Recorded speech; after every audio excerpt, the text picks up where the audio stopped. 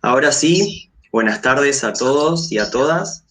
Les damos la bienvenida a este panel debate sobre ambientalismo, planificación e ingeniería.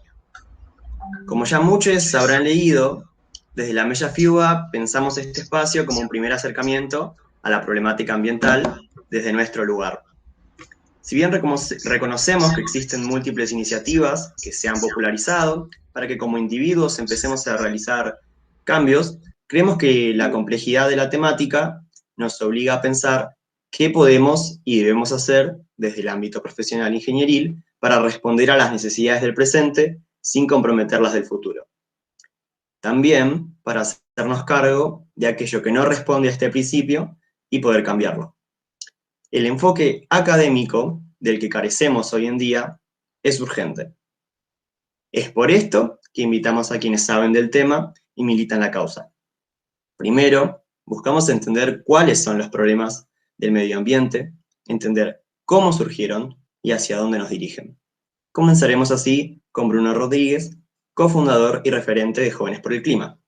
Luego, queremos acercarnos a aquellas disciplinas que se abocan profesionalmente al tema y conocer su visión y análisis en la situación del problema. Escucharemos entonces a Estefanía Fernández, licenciada en Ciencias Ambientales de la UBA y referenta de Desde la Raíz. Posteriormente, tenderemos más a respondernos qué puede hacer un ingeniero o una ingeniera en este ámbito y qué es lo que nuestra área de estudio pone en juego para ello. Seguiremos entonces con Bruno de Carlo, ingeniero industrial, militante del MT Rama Cartonera y nueva mayoría Frente Patria Grande. Por último, buscamos que el espacio se abra a las preguntas de los y las asistentes y permita el diálogo entre todos.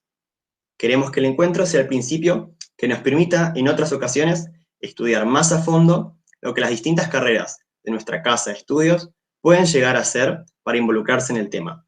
Es importante que esto nos lleve a pensar y obtener medidas concretas desde la Facultad de Ingeniería de la UBA que, por un lado, demuestren el reconocimiento de las problemáticas ambientales y, por otra parte, que nos den herramientas para solucionarlas.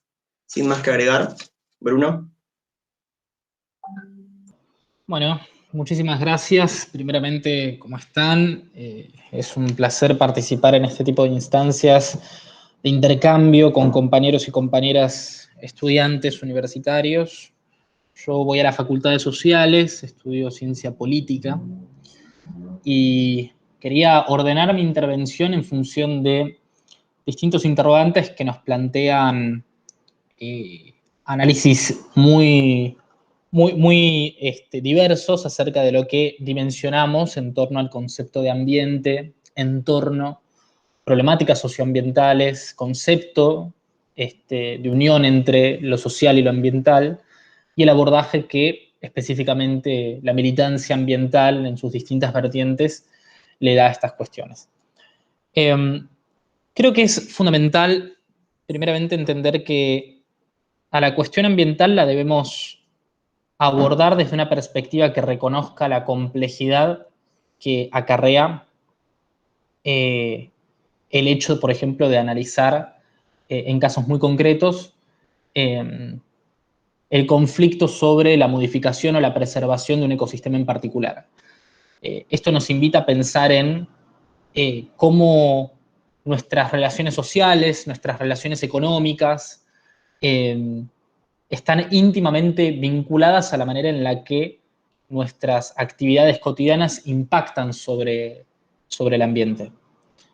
Cuando hablamos de ambiente tenemos que hablar de patrones de consumo, cuando hablamos de ambiente tenemos que hablar de estructuras económicas, cuando hablamos de ambiente también debemos hablar sobre el concepto de soberanía, soberanía de comunidades, soberanía de los territorios. Entonces, bajo este plano tenemos una imagen muy, muy compleja para analizar en torno a las cuestiones ambientales. Hoy, por ejemplo, tenemos una serie de movilizaciones que se están desplegando en Chubut contra el intento de reintroducir a la megaminería en la provincia con la excusa económica, con el argumento económico de obtener divisas y más ingresos para revitalizar al aparato económico local de Chubut.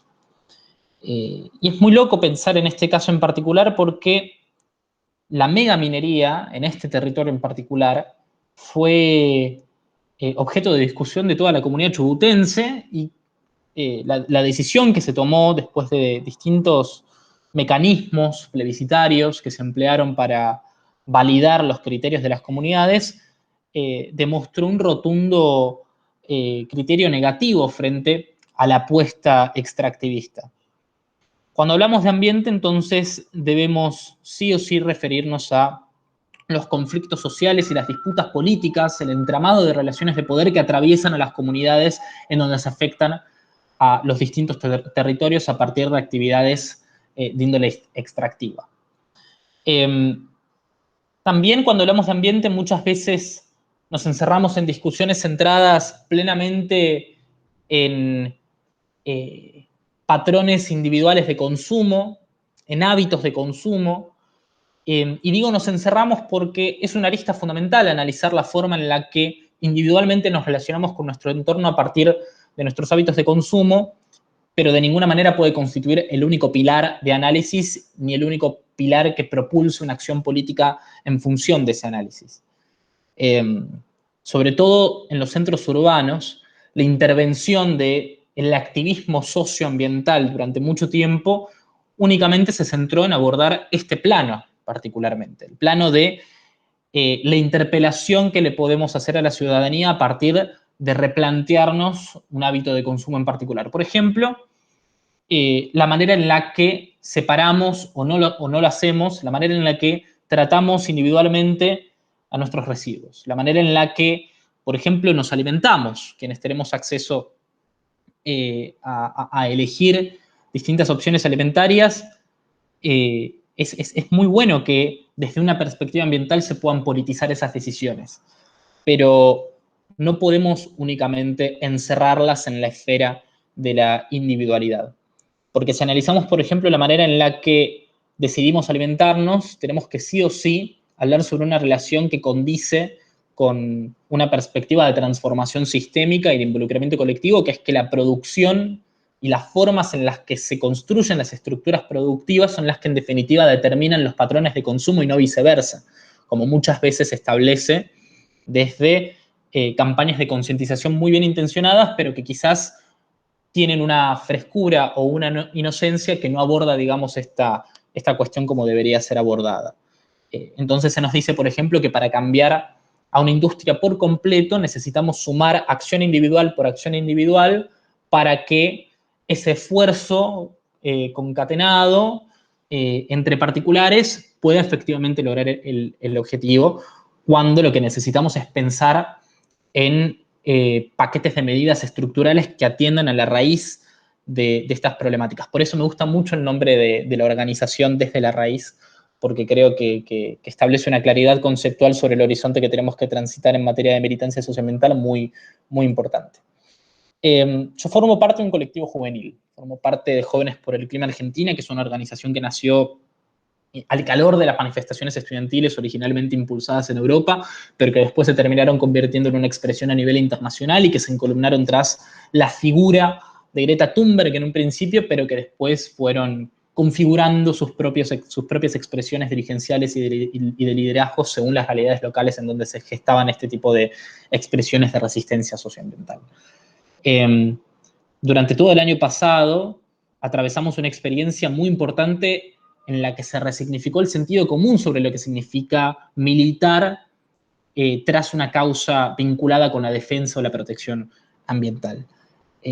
Porque justamente dimos vuelta a la manera en la que comúnmente se percibe al impulso y a la causa que finalmente es la que nos involucra en proyectos de militancia política en organizaciones ambientales.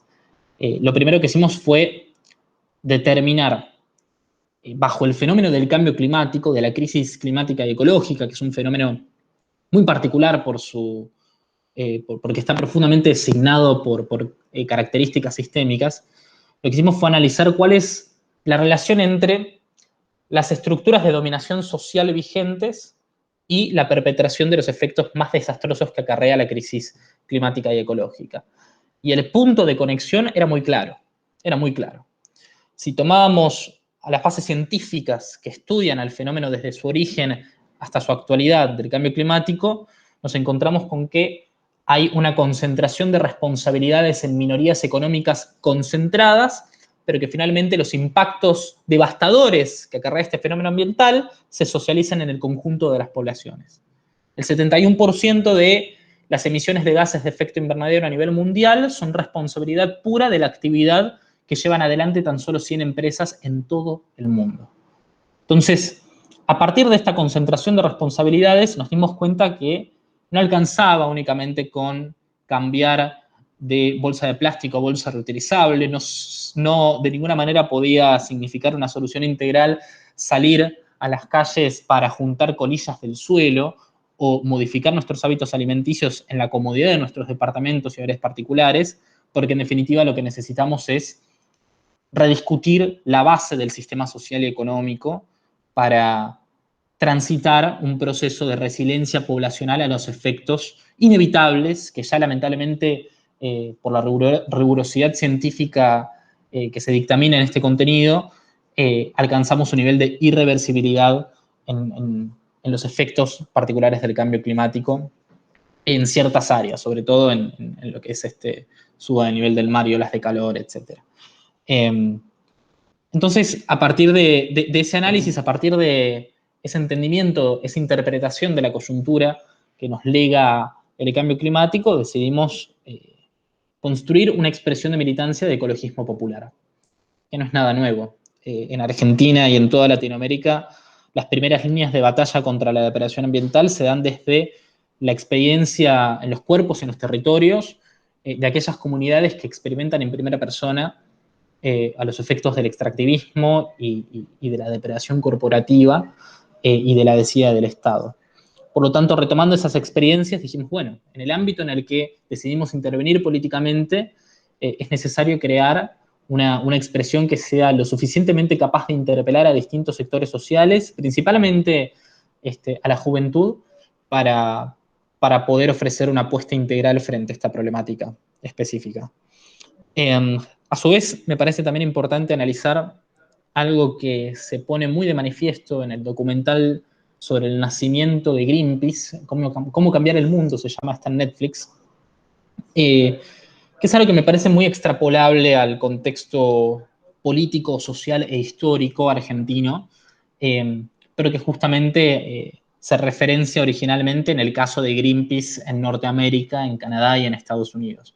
Que es que cuando nació esta organización, lo más determinante, el factor principal que influyó en la construcción de un movimiento ecologista capaz de plantear distintas alternativas al modelo productivo vigente, el factor determinante se expresó en la capacidad de movilización popular que expresiones sociales de resistencia política previas le ofrecían al emergente movimiento ecologista. Por ejemplo, el movimiento de jóvenes pacifistas que luchaban contra la guerra en Vietnam, aquellos que se oponían a la experimentación en armas nucleares, en las campañas belicistas, movimientos también radicalizados de estudiantes en sus centros de estudiantes, tanto secundarios como universitarios, incluso también movimientos de resistencia cultural protagonizados esencialmente por la juventud. Eso fue lo que le dio el cuerpo, el contexto a Greenpeace para plantear su organización y para plantear su apuesta política. Extrapolado a la realidad política e histórica argentina, me parece que estamos en un momento en el que de ninguna manera podemos considerar que simplemente apostando a la construcción de un movimiento que se centre cerradamente en las cuestiones ambientales va a poder triunfar. Me parece que lo que tenemos que plantear es radicalmente distinto. De la mixtura de las experiencias de movilización social, de organización popular, emergen las grandes gestas. Yo creo que el ejemplo más claro lo tenemos en la intervención de las compañeras en el movimiento de mujeres y disidencias. Creo que también lo tenemos en incluso el movimiento de desocupados, que tuvo un protagonismo esencial sobre todo durante el 2001 en Argentina. Creo que lo tenemos en los distintos sujetos políticos que hoy en día intervienen con sus pliegos reivindicativos de una manera quizás un poco más segregada, pero que en definitiva con la cuestión ambiental se pueden tejer puentes para finalmente unificar los mundos de militancia política y de intervención social. En ese sentido, yo creo que Jóvenes por el Clima Argentina y el ambientalismo nos plantea un concepto de relación social y económica con la naturaleza completamente antihegemónico a la manera en la que se construyen las nociones de relación social y económica con la naturaleza, que están atravesadas profundamente por una perspectiva productivista, de explotación. Acá me interesa mucho citar a la socióloga Maristeles Vampa del CONICET. La historia de la modernidad se resume principalmente en la consolidación de esquemas duales que separan, por ejemplo, a la sociedad de la naturaleza, a las personas de lo que no es humano, etcétera, etcétera, etcétera. Y en Latinoamérica tenemos un capital simbólico y un capital cultural en desuso muy importante para abordar a la cuestión ambiental desde una óptica antihegemónica, que es, por ejemplo, el concepto del buen vivir. El concepto de buen vivir analizado desde el fenómeno de sacralización de la naturaleza.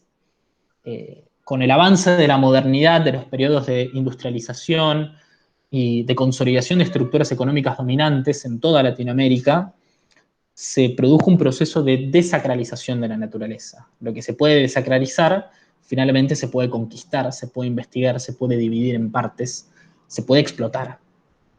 Entonces, me parece que desde este concepto arraigado, sobre todo a raíces filosóficas, es interesante analizar a la naturaleza y al ambiente como un campo que permanece en plena disputa entre sectores que quieren mercantilizar a nuestros bienes comunes naturales y entre otros sectores que proponen perspectivas fundamentadas en el respeto del concepto del buen vivir y sobre todo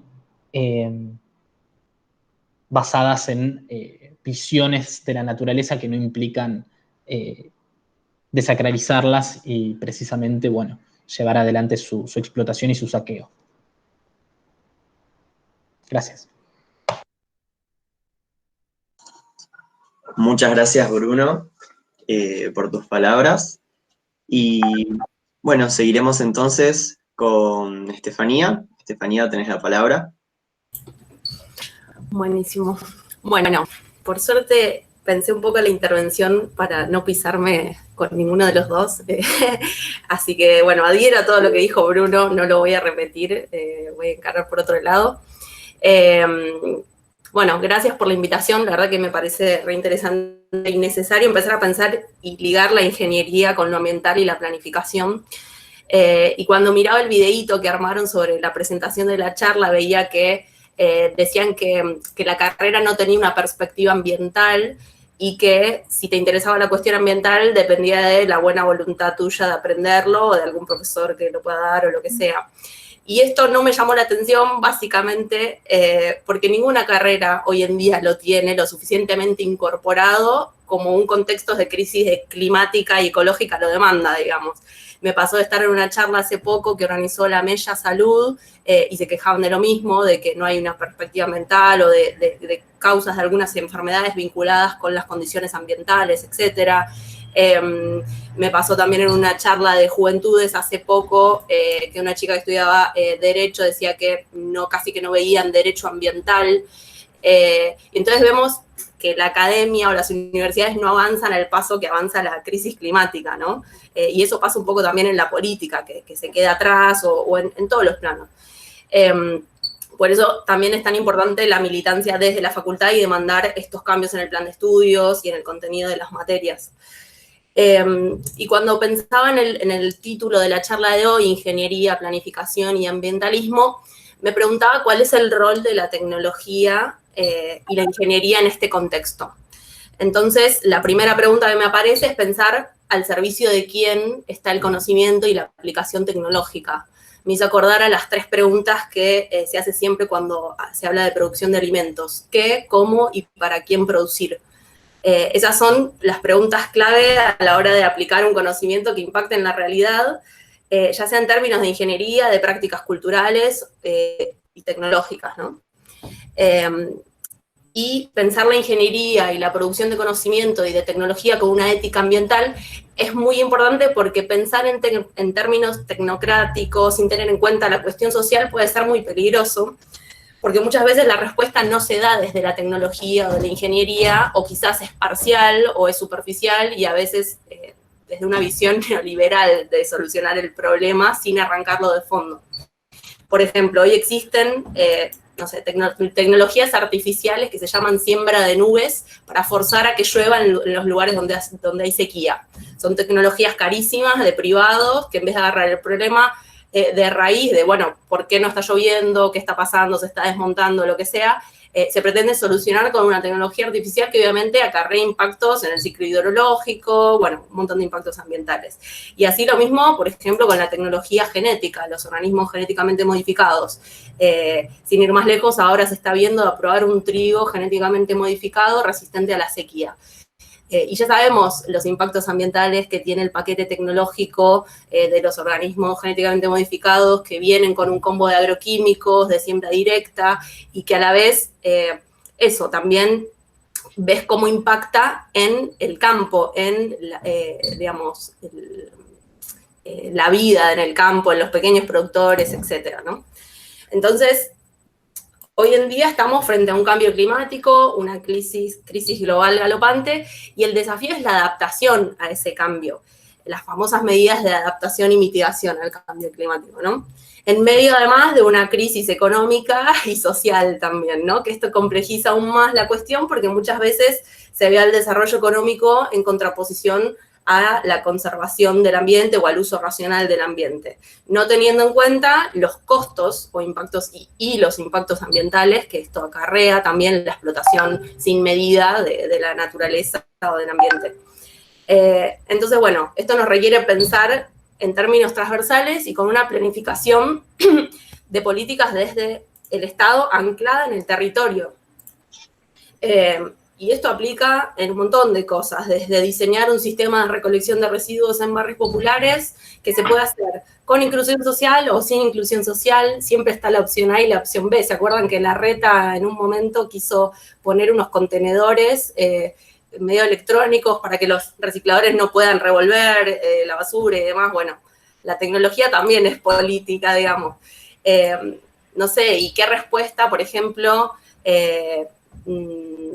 no sé, por ejemplo, hay ejemplos de tecnología que se facilita a las poblaciones rurales que viven, por ejemplo, que se les da paneles solares que después terminan inservibles o caducos porque no se los puede reparar o porque sale muy costoso repararlos o porque no fue apropiada culturalmente esa tecnología, ¿no? Entonces, pensar también la apropiación cultural de la tecnología es importante para que sea sostenible en el tiempo.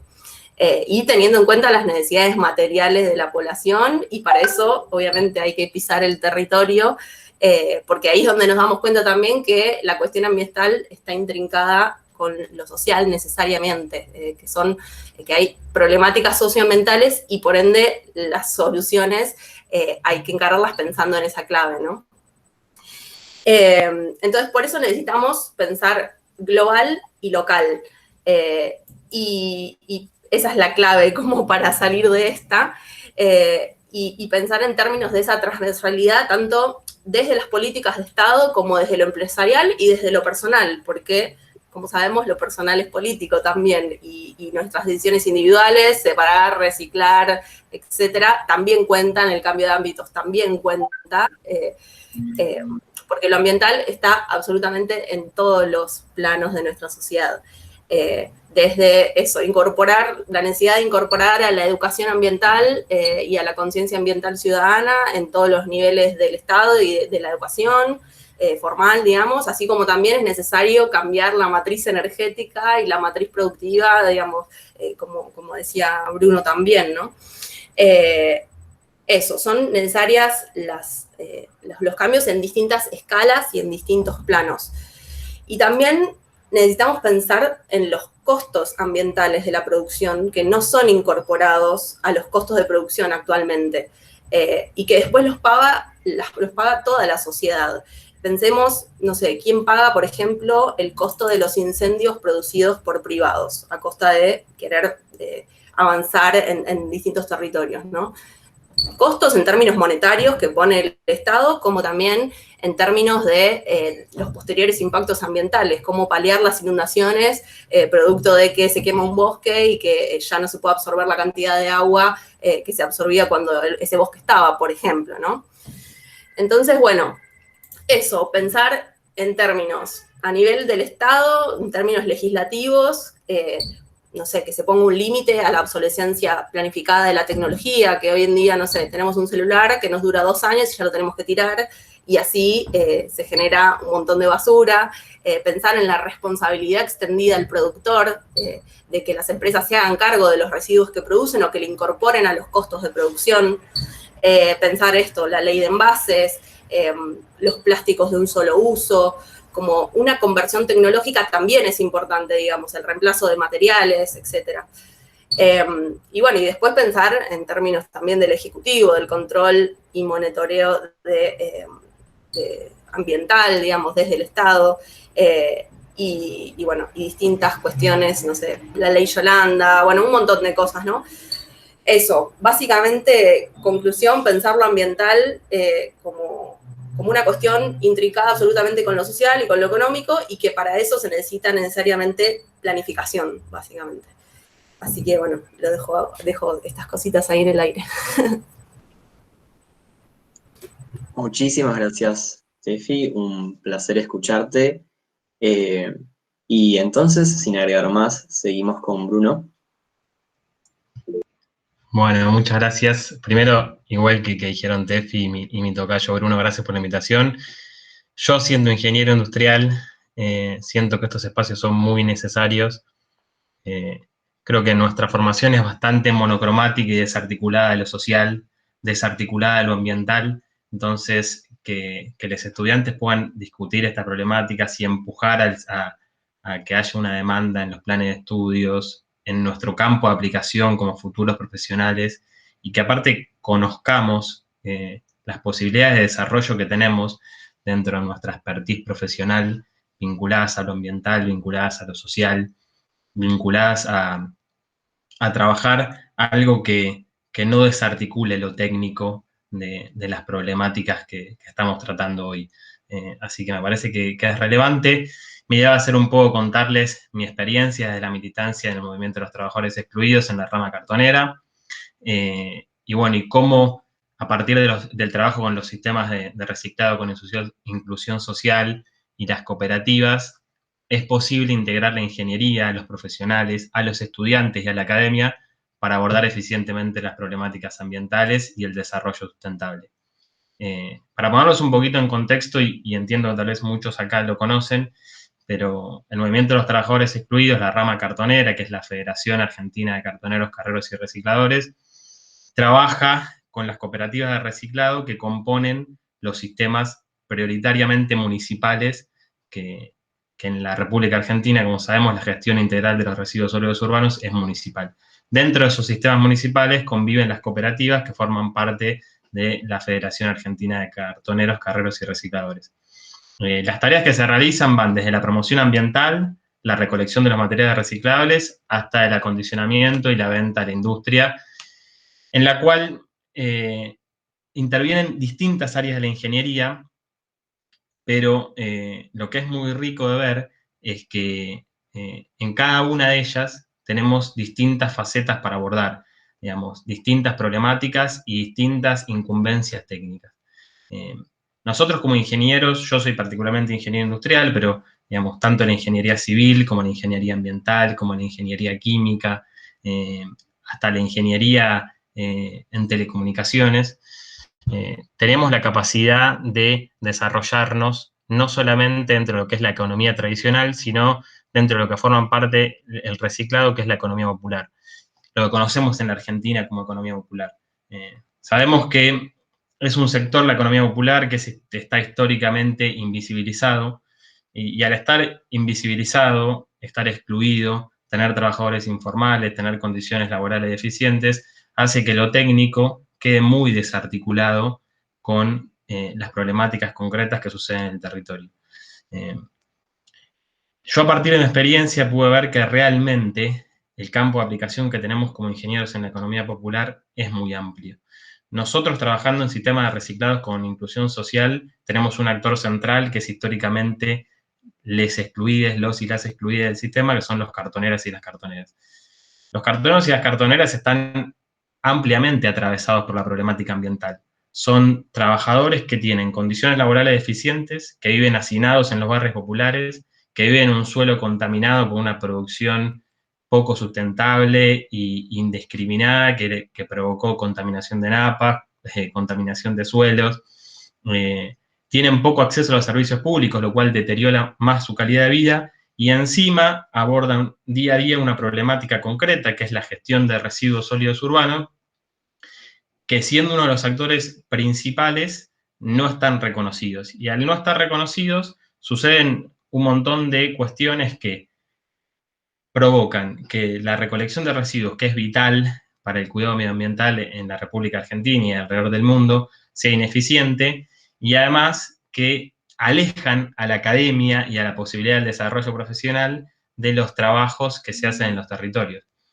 Entonces, para ordenarnos, creo que es muy importante que nosotros como ingenieros entendamos que no solamente tenemos un campo de desarrollo en multinacionales, que no solamente entendamos que nuestro objetivo de trabajo, nuestro objetivo de vínculo laboral, sea con empresas o vinculado a desarrollos que piensen en el beneficio como una ganancia del capital y no en el beneficio como algo que integre, porque bien decía Bruno, estamos acostumbrados a que nos separen, a esto de que hablaba él de los esquemas duales de separar. Bueno, creo que lo que tenemos que pensar nosotros es cómo integrar, ¿no? Cómo incluir, cómo pensar el beneficio desde poner en el rol central del sistema al ser humano, a la persona, y a partir de ahí poder construir en vinculación con la academia y con el territorio experiencias muy reconfortantes.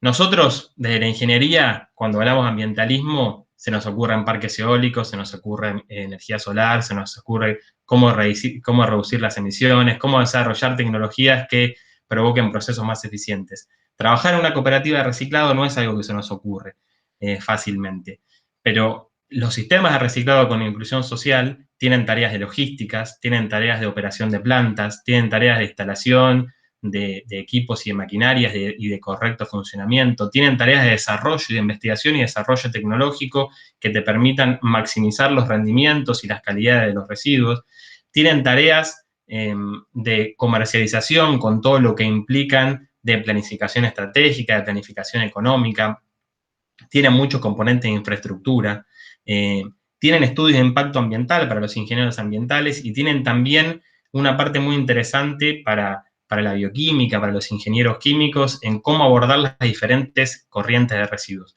De la federación y de las cooperativas, uno de los proyectos más importantes que se vienen realizando son cómo darle valor agregado a los residuos, cómo eso que nosotros desechamos día a día pase a ser un insumo para la industria productiva. Cómo lograr eso que llamamos la economía circular. Y desde ahí los ingenieros tenemos un campo de aplicación muy amplio, porque además tenemos el poder técnico que nos da, que muchas veces es injustificado, porque conocemos experiencias de ingenieros que han tenido grandes responsabilidades y que no las han sabido desempeñar, pero muchas veces ser ingenieros nos da ese poder técnico para pensar un sistema, pensar un proceso, pensar una tecnología que nos permite integrarla dentro de la gestión, de cualquier gestión vinculada a cualquier proceso, y ser escuchados de otra forma que si lo hacen otros actores. Entonces, esto que les decía, Generar valor agregado a partir de los residuos es uno de los proyectos más interesantes que tenemos campos de aplicación. Y ahí tenemos también la posibilidad de integrar algo que se ve en el campo y en el territorio como muy loable y como una característica muy importante que no se ve en otras áreas de aplicación, que no se ve en otros sectores, que es, en la economía popular, realmente todos los días estamos integrando políticas laborales, porque se generan puestos de trabajo de a miles, estamos integrando políticas sociales, porque estamos visibilizando a sujetos que tenían malas condiciones, que tenían sus derechos deteriorados, estamos integrando políticas ambientales, porque todo el tiempo estamos trabajando con actores que están atravesados transversalmente por las problemáticas ambientales y estamos integrando políticas productivas. Recién hablaba Bruno de la megaminería y cómo se habla de la necesidad de la megaminería para la generación de divisas. Bueno, la semana pasada fue causa de conocimiento masivo que se volvió a importar un nivel muy importante de residuos de basura. ¿Por qué? Porque hay una problemática que está sucediendo en la industria, que es faltan insumos, materiales reciclables para producir envases, para producir determinados productos que después nos permiten comercializar artículos varios. Entonces, teniendo una gestión eficiente de los residuos sólidos urbanos, poniendo la tecnología, poniendo la academia, poniendo nuestros conocimientos con ingenieros, para desarrollar sistemas de reciclado con inclusión, para desarrollar productos de valor agregado a partir de los residuos, para bajar los niveles de contaminación a partir de la cantidad de desechos que producimos, que dicho sea de paso, Argentina dentro de Latinoamérica es uno de los mayores productores de residuos sólidos urbanos per cápita. Somos uno de los países que más residuos sólidos urbanos producimos per cápita. Entonces, pensar desde procesos industriales más eficientes que bajen la cantidad de residuos. Pensar en hábitos de consumo sustentables que nos permita bajar como individuos la cantidad de residuos que producimos. Y después, pensar en sistemas eficientes que incluyan a los actores sociales, pero que maximicen la cantidad de residuos que se reinsertan en el circuito productivo, tiene un potencial muy amplio. Por esto que les hablaba de integrar políticas, y también porque si nosotros importamos menos basuras, estamos sustituyendo importaciones, por ejemplo, que es uno de los paradigmas de nuestra matriz económica. Y a veces pensamos que sustituir importaciones va a salir de hacer un desarrollo mejor en Alvar, en Techín o en una automotriz. Y la verdad que abocarse a un sistema de cooperativas que tratan al reciclado con inclusión social de una forma seria y sustentable, también va a provocar rediscutir la matriz productiva. También puede provocar que se generen divisas genuinas para utilizar en el desarrollo de tecnologías. Entonces, me parece que es muy importante que nosotros como ingenieros nos concienticemos de que tenemos un campo de aplicación distinto al que nos ofrece nuestra formación tradicional y conservadora, que veamos, que empecemos a ver a la economía popular dentro del reciclado, dentro de también los movimientos sociales tienen la rama campesina, de los pequeños productores que trabajan con agroecología y con producción ecológicamente sustentable, que empecemos a ver nuestros campos de aplicación ahí, porque son espacios en los que se necesita mucho, más que en otros lugares, el complemento técnico. Y nosotros como estudiantes y como futuros profesionales tenemos que ser los que presionemos a la academia, presionemos a las empresas, presionemos a los distintos actores que no están acostumbrados a trabajar con esto, que tradicionalmente están acostumbrados a una cultura del descarte de los residuos, del descarte de los seres humanos, y que maximizan siempre el beneficio. Y es un beneficio que, como decía Bruno, que separa al ser humano, al ambiente de la ganancia, y nadie está hablando de que no necesitamos tener un nivel de desarrollo económico que nos permita, por ejemplo, generar una mejor distribución del ingreso. Necesitamos que el desarrollo económico se haga teniendo en cuenta las problemáticas ambientales, teniendo en cuenta las problemáticas sociales, integrando y pensando en el beneficio como eso, como un beneficio para el conjunto de la sociedad. Y ahí, en cómo pensar un desarrollo económico sustentable, tenemos que ser pioneros nosotros. Si nosotros, que tenemos la formación, que tenemos la capacidad, nos comprometemos y nos involucramos en solicitar políticas públicas, que como decía Bruno y como decía Estefanía, es lo central. No se resuelve esto, lamentablemente no se resuelve con que nosotros separemos nuestros residuos y con que pensemos qué hacer con nuestras tapitas. Se resuelve con políticas públicas concretas que aborden la cuestión integralmente, pero se resuelve también con profesionales capacitados de las áreas técnicas. Digo las áreas técnicas porque es la que me compete a mí, sabemos que estamos hablando de profesionales en el amplio espectro, ¿no? Pero en las áreas técnicas en particular, que siempre estuvo tan desarraigado lo técnico de lo social, de lo ambiental, de todo lo que no es formación dura, bueno, pensar en integrarlo y poder a partir de ahí generar realmente un desarrollo sustentable. Nosotros muchas veces como ingenieros pensamos y nos enorgullece tener ARSAT dentro de la Argentina, tener INVAP, tener a CONAE, tener al INTI, tener al INTA. Bueno, tenemos que empezar también a enorgullecernos de tener actores en la sociedad, como son las cooperativas de reciclado, como son los pequeños campesinos, que a contraviento de un sistema que los excluye constantemente, piensan en cómo generar, porque lo necesitan para su subsistencia, pero porque también realmente entienden de la importancia de su trabajo, en cómo generar acciones concretas que articulen lo ambiental, lo humano, lo social y lo político.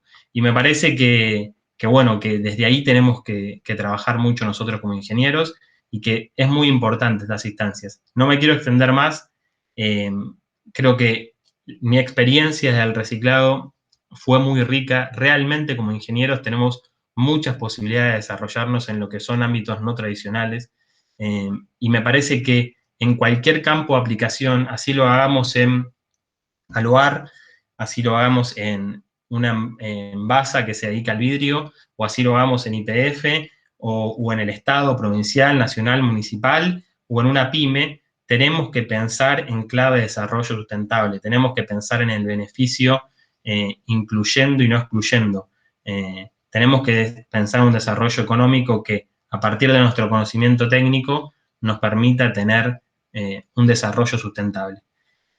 Teniendo en cuenta siempre que, como dijo Bruno también, nosotros somos de las regiones que históricamente más han sufrido por las problemáticas ambientales. Digo, no nos hemos beneficiado de la revolución industrial y de todo lo que eso generó con niveles de emisiones y contaminación, porque somos las regiones más desiguales del mundo, pero tenemos todos los perjuicios de vivir en un mundo que sufrió todas esas transformaciones, de las que de todas las bonanzas fuimos poco parte y ahora tenemos todas las partes negativas. Bueno, eso tenemos que contemplarlo. Nosotros tenemos como prioridad también poder desarrollarnos, obviamente, pero tiene que ser un desarrollo sustentable y que incorpore lo técnico, lo social y lo productivo como un todo. Así que bueno, no me extiendo más. Gracias.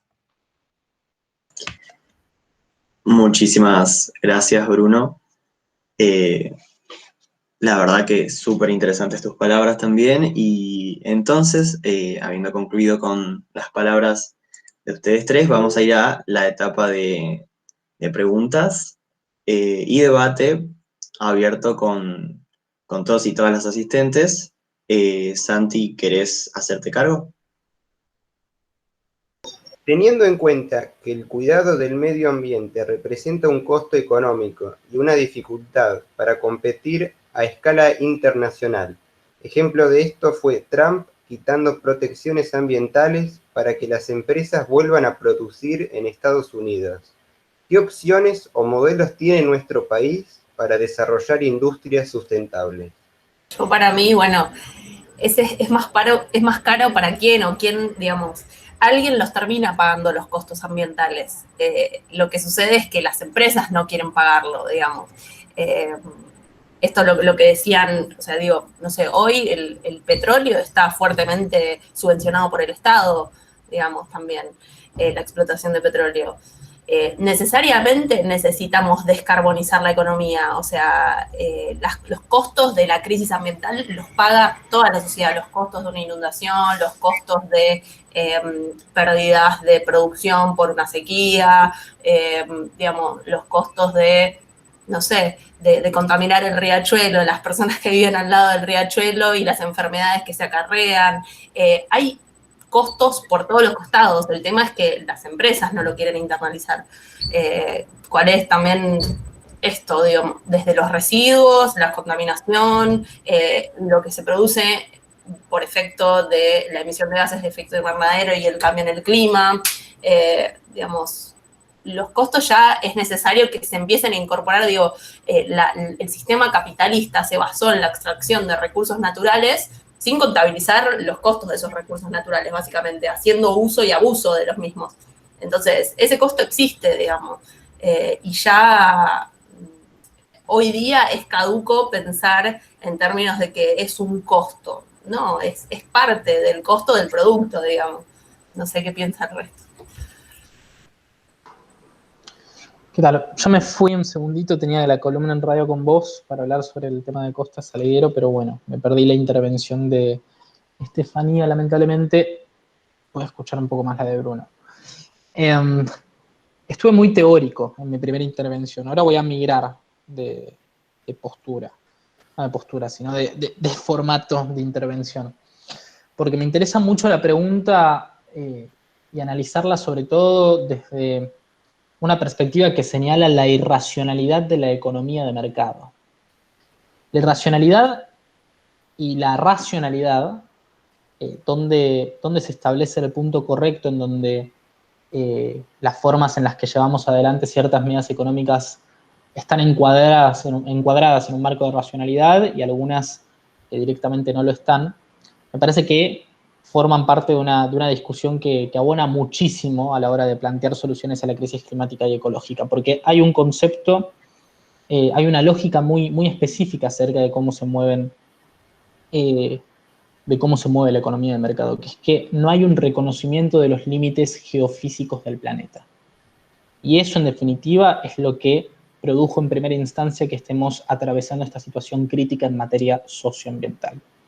Entonces, a la hora de plantear costos y de colocar a lo ambiental dentro del marco de una externalidad económica, lo que estamos haciendo es legitimar posturas irracionales en términos científicos para con la naturaleza, para seguir consolidando estructuras de mercado que van por fuera de cualquier tipo de razonamiento lógico frente a lo que tenemos disponible en la naturaleza. A mí me encanta esta cuestión que lo había mencionado una compañera de otra organización.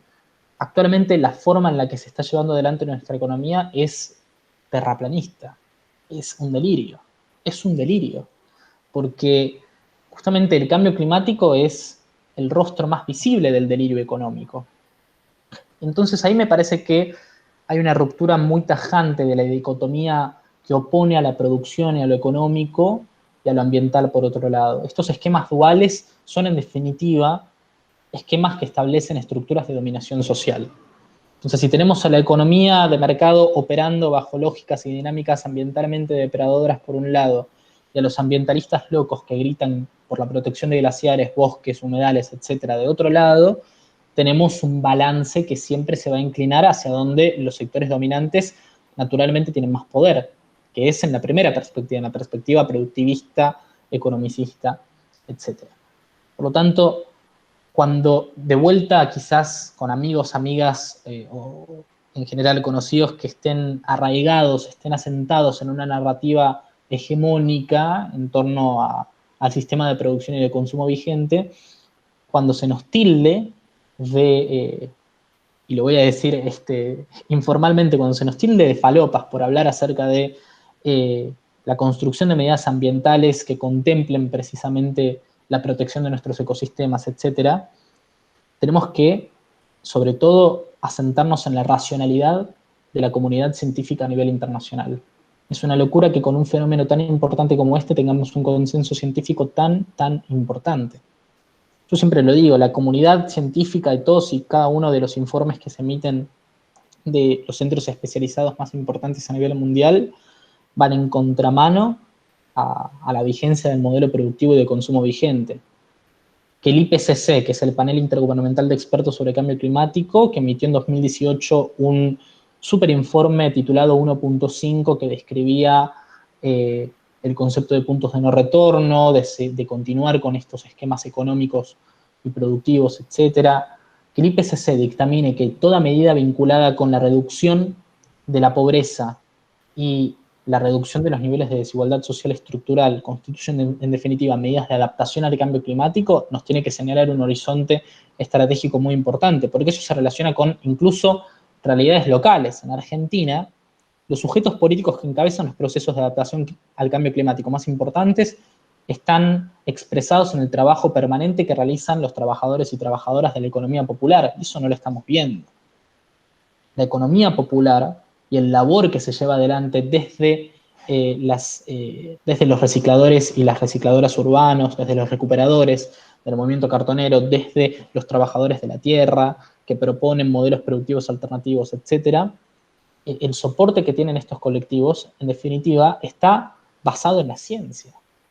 Y ahí es donde tenemos que depositar una nueva narrativa de revolución industrial en la inversa.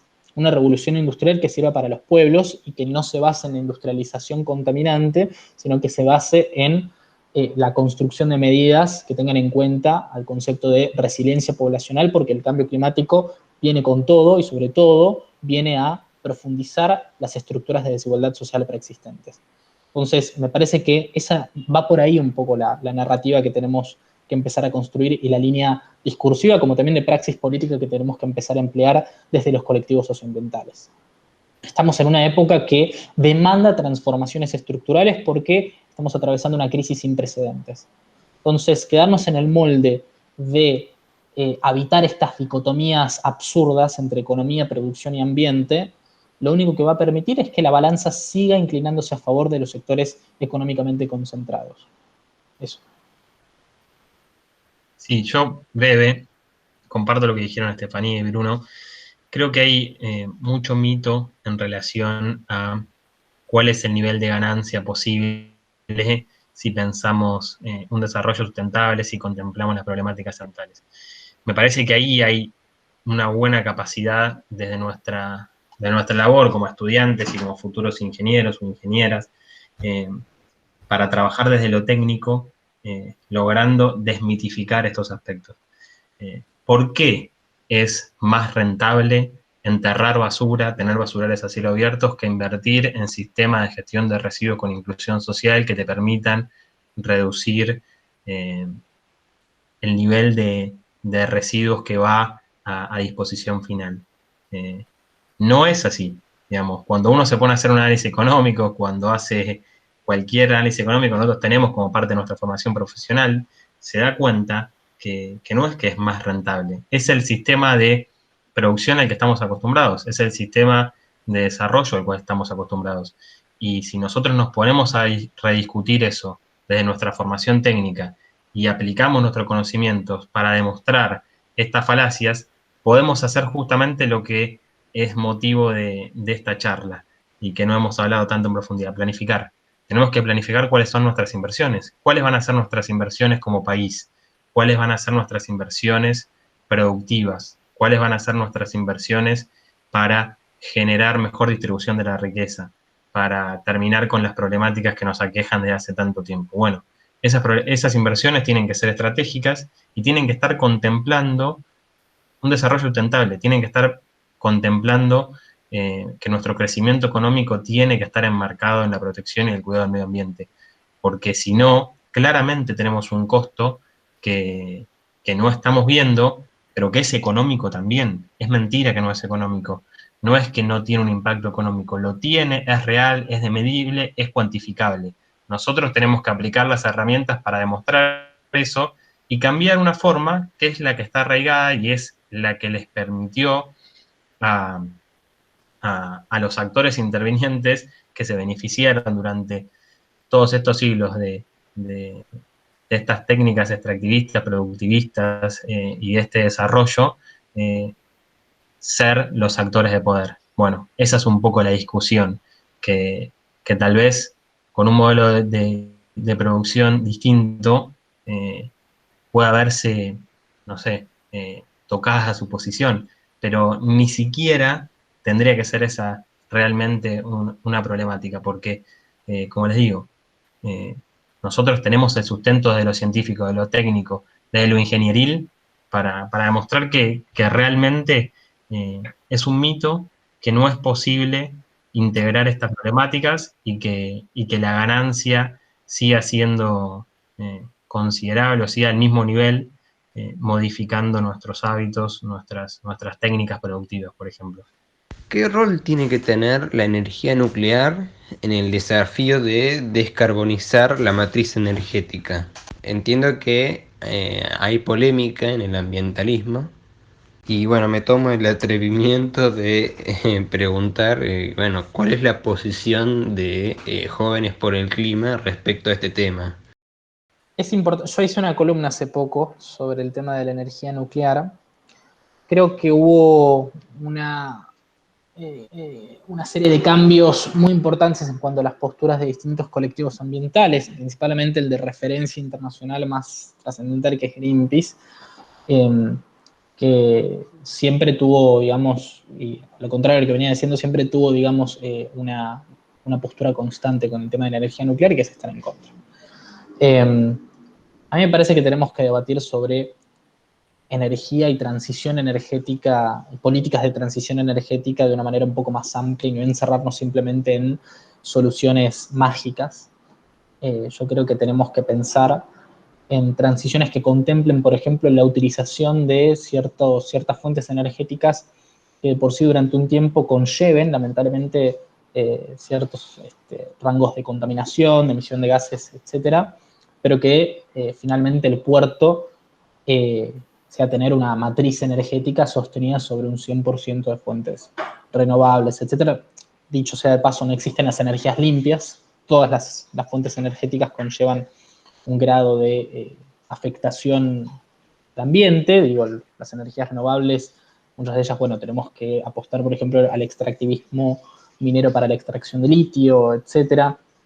Entonces, es un poco más complejo el debate. Con energía nuclear hay posturas que, desde la base de que no hay una emisión de gases de efecto invernadero a mansalva como las fuentes tradicionales basadas en combustibles fósiles, directamente esas posturas están completamente a favor de desarrollar plenamente una matriz sostenida sobre energía nuclear.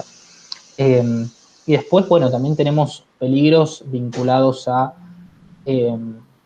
muchas veces, bueno, desastres nucleares que se pueden ocasionar a partir de malas políticas de implementación y desarrollo de este tipo de fuentes, etcétera.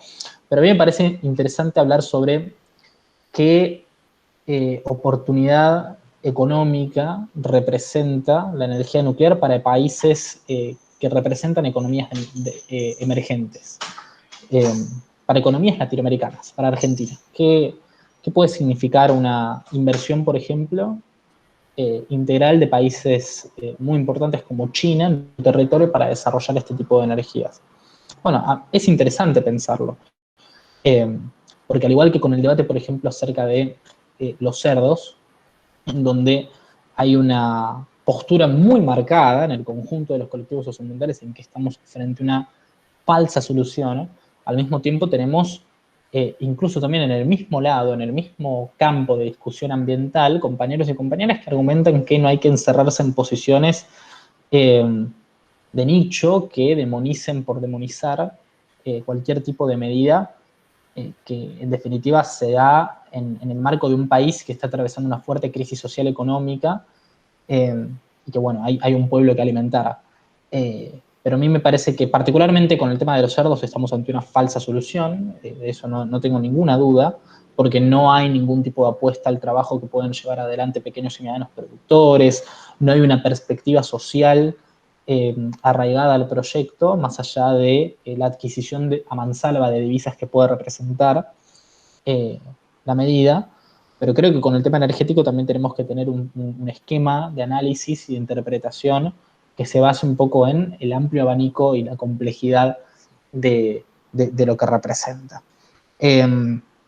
Me interesa mucho este tema de analizarlo también en el plano del debate que se está dando con el acuerdo porcino, porque fíjense que el acuerdo porcino es una pequeña parte, una pequeñísima parte de un swap, de una inversión china para afectar varias áreas industriales de la economía argentina. Y esto muchas veces no se dice tampoco porque no se sabe, en definitiva, pero hay distintos documentos de la Cancillería, del Ministerio de Producción, etcétera, en donde se hablan de las áreas afectadas por las inversiones chinas y la agroindustria es simplemente una más, es una más. Después tenemos, bueno, perspectivas de industrialización que obviamente van a contrarreloj de lo que tenemos que hacer en torno a la lucha contra la crisis climática y ecológica, pero que en términos económicos pueden representar grandes inyecciones de recursos a los sectores populares. Entonces hay un debate muy complejo. ¿Cómo podemos pensar en medidas ambientales que cumplan con los parámetros que establece la ciencia para reducir los niveles de emisiones de gases de efecto invernadero y al mismo tiempo que la gente esté adentro de ese barco? Que las necesidades y los intereses de los sectores populares estén contemplados bajo esa perspectiva de protección ambiental. Con energía nuclear a mí me pasa que es importante tener como referencia que muchas organizaciones ambientales de muchísimo renombre, como Greenpeace, por ejemplo, tienen una postura completamente encerrada en una dirección contraria.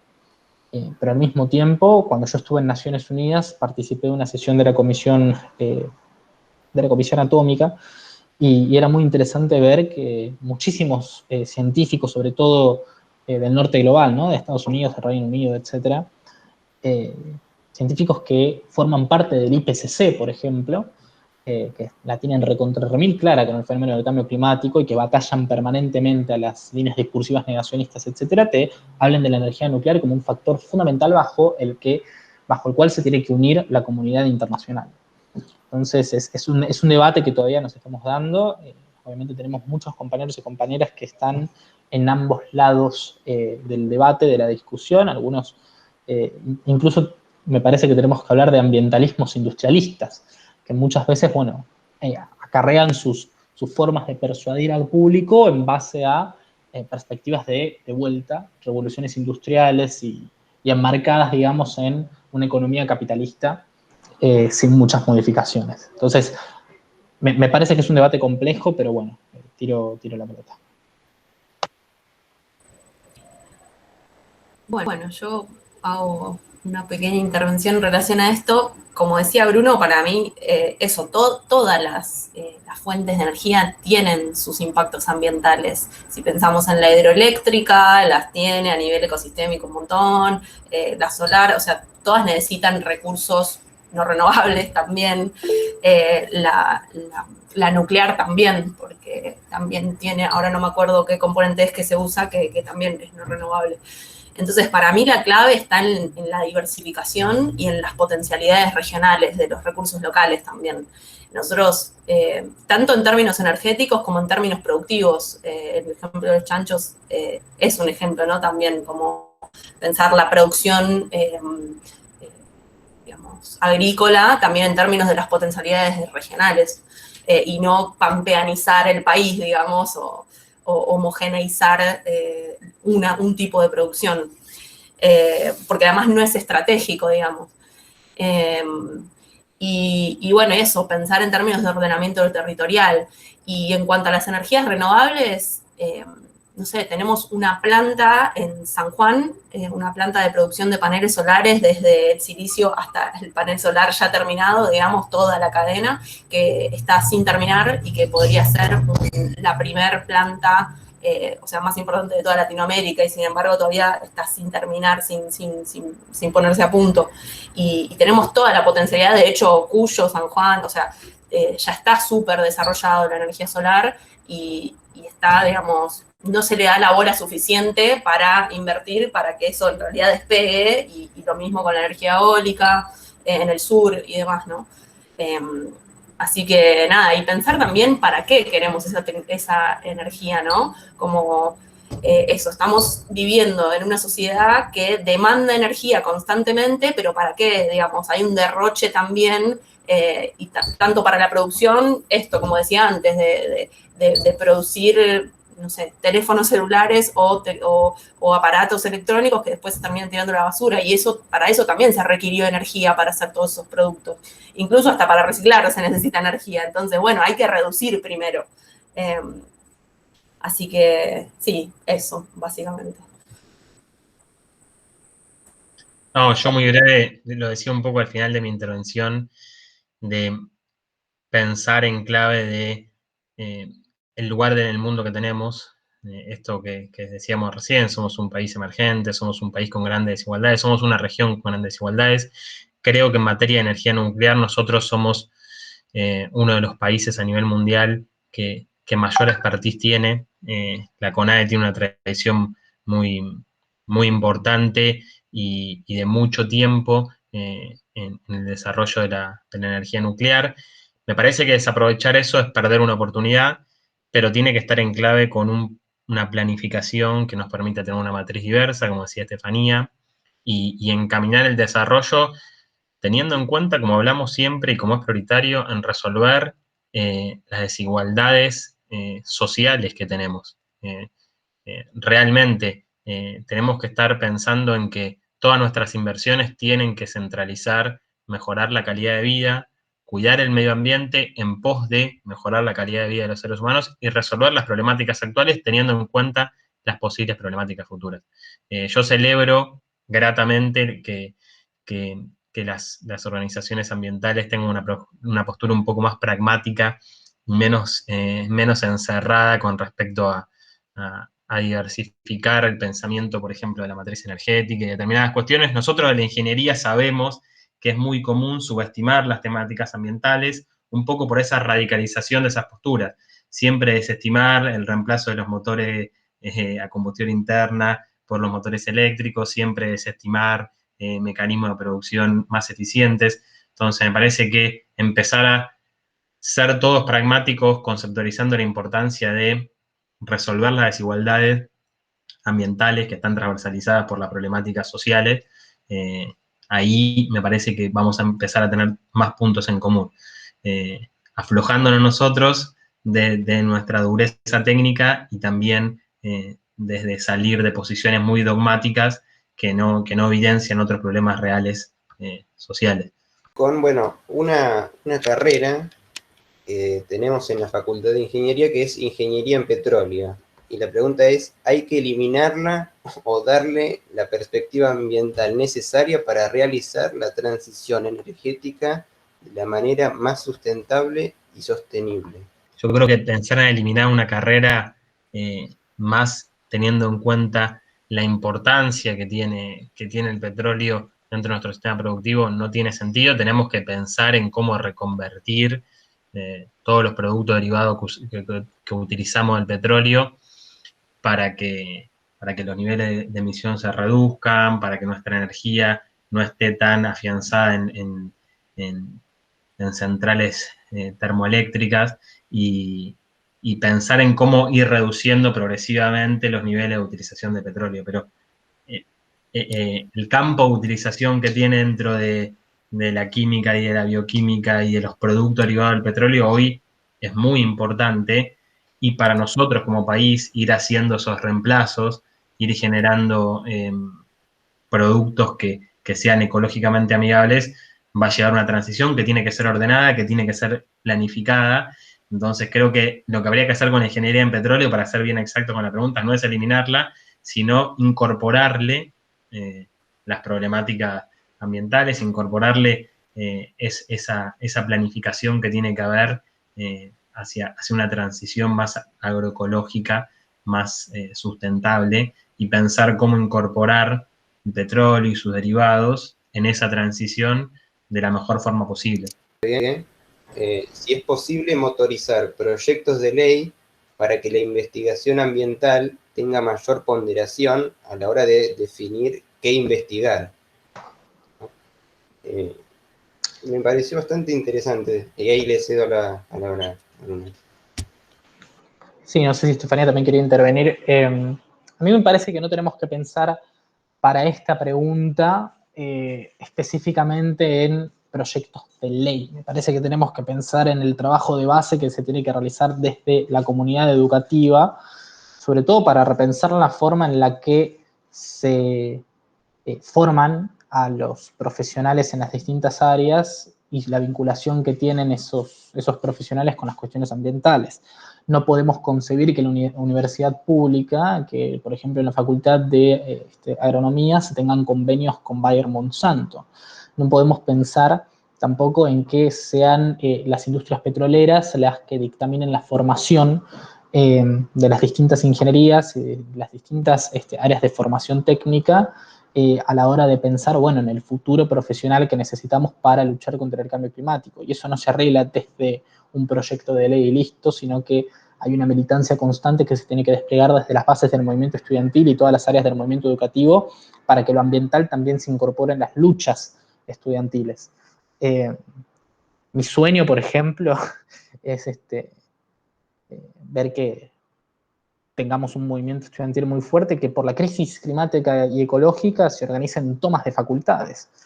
Así como para ciertas medidas en particular, esa es la agenda de lucha que se establece, me parece que también necesitamos extrapolar a los métodos autóctonos de resistencia política en el movimiento estudiantil, también adecuarlos, digamos, a la cuestión ambiental que lo amerita y mucho, y mucho.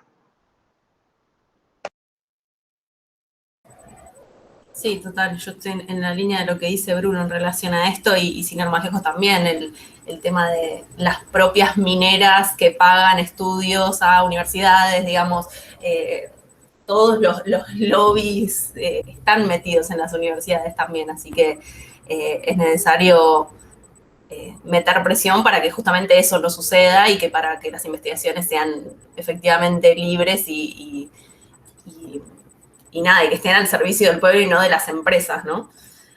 Quería breve sobre esta pregunta en particular, sobre cómo definir dónde investigar. Creo que la hizo un chico de ingeniería civil, que lo noté ahí, y hablaba sobre métodos de construcción alternativos, sobre cómo aliviar el hormigón.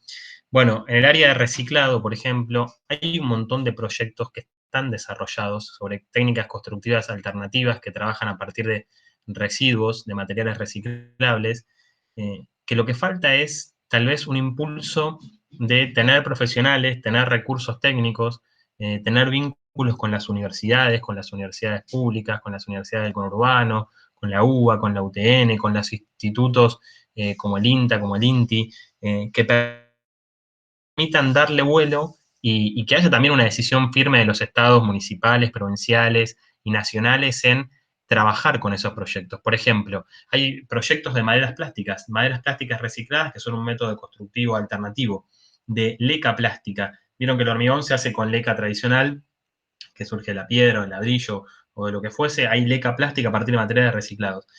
Hay proyectos para hacer placas estructurales con materiales reciclables de Tetrabric, los Tetrapaks, que son muy difíciles de reciclar porque no se reutilizan para ningún proceso, son materiales multilaminados que están compuestos por cartón, por papel, por aluminio. Hay proyectos para hacer placas constructivas a partir del Tetra Pak.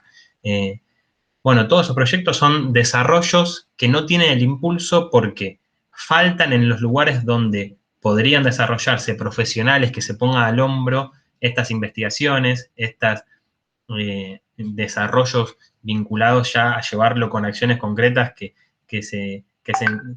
puedan mezclar un poco lo productivo, digamos, darle un volumen mucho más amplio, y también porque faltan decisiones concretas de los estados. Proyectos, investigaciones, hay muchísimas. Lo que hace falta es poner el ojo en estos desarrollos incipientes y lograr plasmarlos en medidas más masivas, o sea, que eso nos permita que, por ejemplo, se construyan un montón de viviendas sociales a partir de placas que puedan incorporar materiales reciclables. No quiero decir ninguna en particular para no... Pero bueno, o que obras públicas de todos los ámbitos del Estado trabajen con materiales reciclables para hacer espacios verdes, para hacer construcciones que no sean estructurales y que puedan incorporar estos residuos. Con esa decisión, tranquilamente hay un montón de proyectos que se podrían mejorar, pero creo que nosotros, en nuestra incumbencia, tenemos que trabajar fuertemente como profesionales y como futuros profesionales para impulsarlos. Hablaba de ingeniería civil y del hormigón. Yo hablé un poco de la cuestión habitacional en la Argentina, del déficit habitacional que hay en los barrios populares. muchas veces hay una problemática muy importante, que es la falta de acompañamiento por parte del Estado, por parte de las facultades, por parte de los profesionales que tienen nuestras compañeras y nuestros compañeros en los barrios cuando encaran procesos de reforma de sus casas, de construcción de nuevas viviendas. Además de que falta un acompañamiento del Estado para generar lote con servicios, para generar una estructura habitacional y políticas de hábitat y vivienda eficientes que también tiendan hacia el cuidado medioambiental, hay un insumo que es el insumo técnico, que no hay un acompañamiento.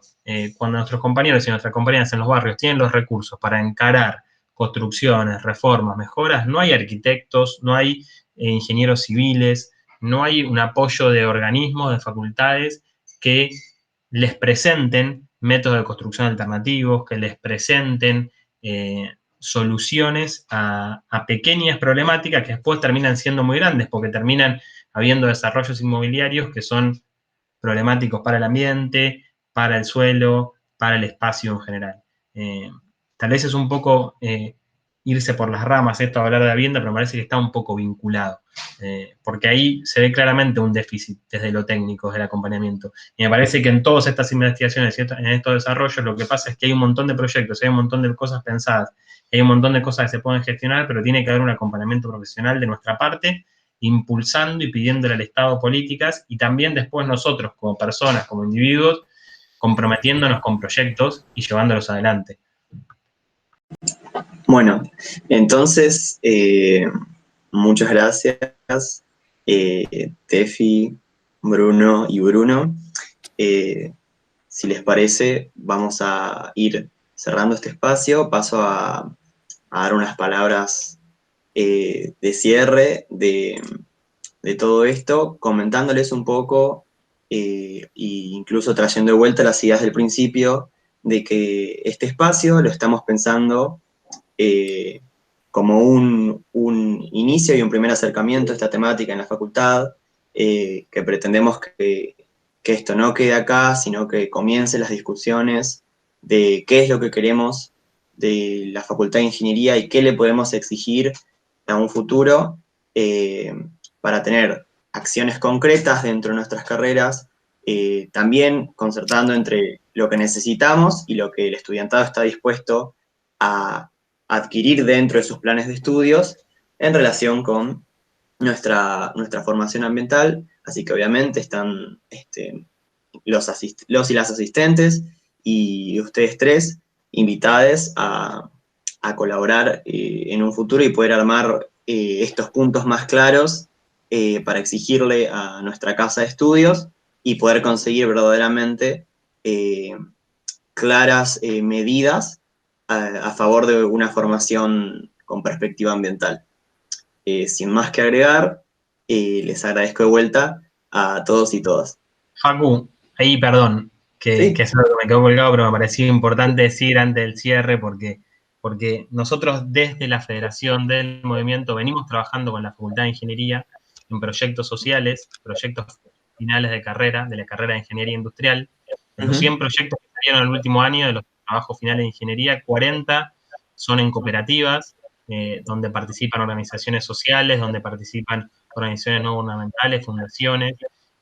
Hay 20 que están vinculados al reciclado, entonces me parece que es algo para destacar, para que tengan en cuenta todos los alumnos que están presentes acá, que está esa posibilidad, se viene trabajando también del proyecto de vectores, se viene trabajando con algo de desarrollo sustentable y demás. Me parece que es importante tenerlo en cuenta, y también se viene pensando para el plan 2020, el plan de estudios, que se puedan incluir darle más presencia en el programa al desarrollo sustentable, las problemáticas agroecológicas, al trabajo con cooperativas. Así que, quería comentarles eso.